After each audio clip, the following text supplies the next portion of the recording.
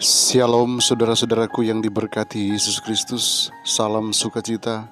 Kesempatan yang indah ini kita akan gunakan sebaik-baiknya untuk merenungkan kebenaran firman Tuhan. Judul renungan kita hari ini ialah mengetahui kenapa engkau mempercayai apa yang engkau percayai. Mari kita berdoa.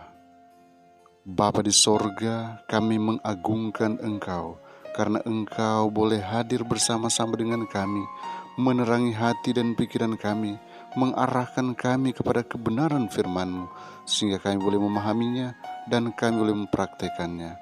Terima kasih Tuhan, berbicaralah lewat lidah hamba-Mu dalam nama Yesus. Amin. Ayat inti kita hari ini diambil dari Wahyu 16 ayat 13 dan 14. Firman Tuhan berkata, "Dan aku melihat dari mulut naga dan dari mulut binatang dan dari mulut nabi palsu itu keluar 3 roh najis yang menyerupai katak. Itulah roh-roh setan." Saudaraku, saya melihat bahwa umat kesucian harus memiliki pengertian yang tepat akan kebenaran masa kini, yang mereka akan peroleh dengan mengusahakannya dari kitab suci. Mereka harus mengerti akan keadaan orang mati, karena roh-roh iblis akan muncul pada mereka dengan mengaku sebagai keluarga atau sahabat-sahabat yang kekasih, yang akan menyatakan kepada mereka ajaran-ajaran yang tidak berdasarkan kitab suci. Mereka akan melakukan semua yang ada dalam kuasa mereka untuk membangkitkan simpati dan akan bekerja dengan mujizat di depan mereka untuk meneguhkan apa yang mereka nyatakan. Umat Allah harus dipersiapkan untuk menghadapi roh-roh ini dengan kebenaran Alkitab, bahwa orang mati tidak tahu apa-apa dan bahwa yang muncul itu adalah roh iblis. Kita harus memeriksa dengan sebaik-baiknya akan landasan pengharapan kita, karena kita harus memberikan suatu alasan untuk hal itu dari kitab suci. Penipuan ini akan menyebar, dan mau tidak mau kita harus berhadapan dengan penipuan itu muka dengan muka.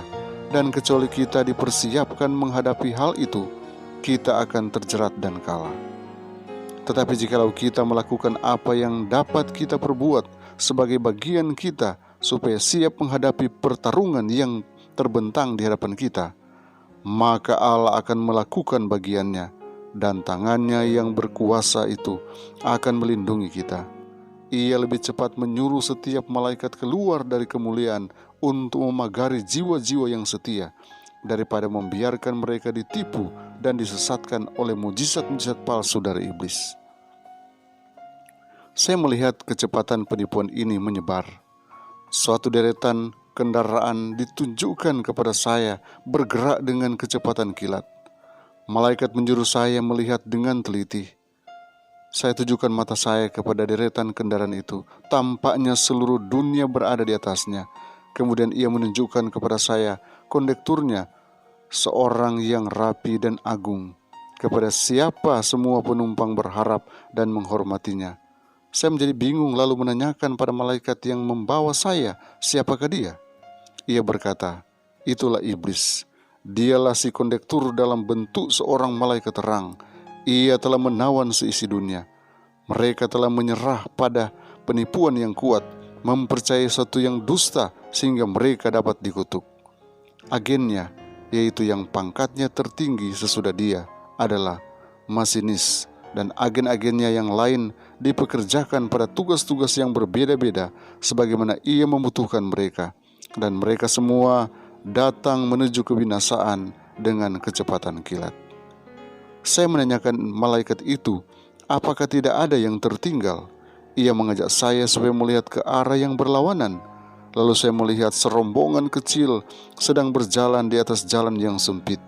Tampaknya semua bersatu teguh oleh kebenaran.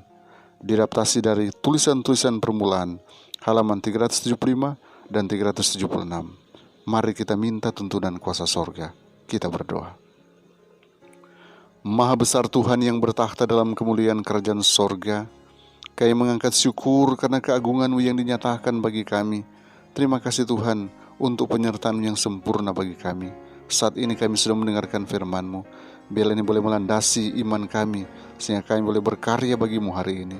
Bapa, pegang tangan kami, tetap tuntun langkah kaki kami, agar kami senantiasa boleh melakukan yang terbaik untuk-Mu. Engkau akan jaga umat-umat Tuhan, lindungi umat-umat Tuhan, berkati umat-umat Tuhan.